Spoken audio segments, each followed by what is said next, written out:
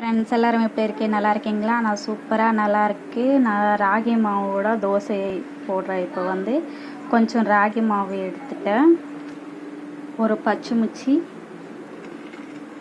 2 onion போடுறேன். தோசை தான் சின்ன சின்ன பீசஸ்க்காக கட் பண்ணிட்டேன்.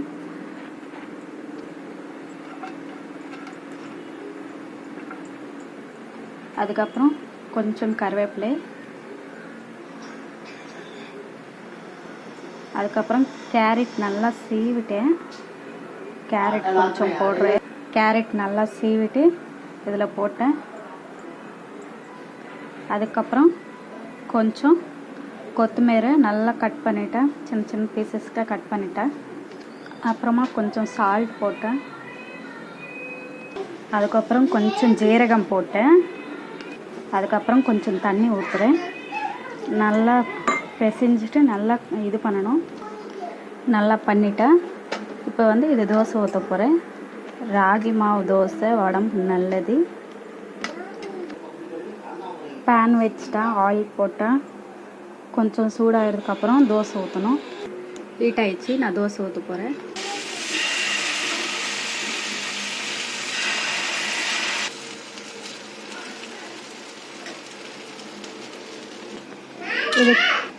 இதுக்கு சட்னியே தேவை கிடையாது. சட்னியே வேணுமான்னு இருக்காது. எதனாலன்னா வெங்காயம் எல்லாம் போட்டால் நல்லா சூப்பராக இருக்கும். நீங்கள் டேஸ்ட் பண்ணி பாருங்கள். நீங்கள் வீட்டில் செய்யுங்க. உங்களுக்கு பிடிச்சிச்சின்னா என் சேனல் லைக் பண்ணுங்கள், சப்ஸ்கிரைப் பண்ணுங்கள்.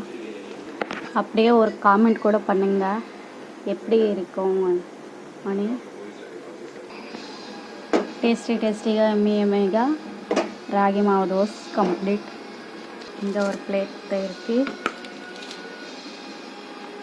ஃபுல்லாகவே 4 போட்டேன். பாருங்கள், சூப்பராக இருக்கும். Please subscribe my channel. Thank you.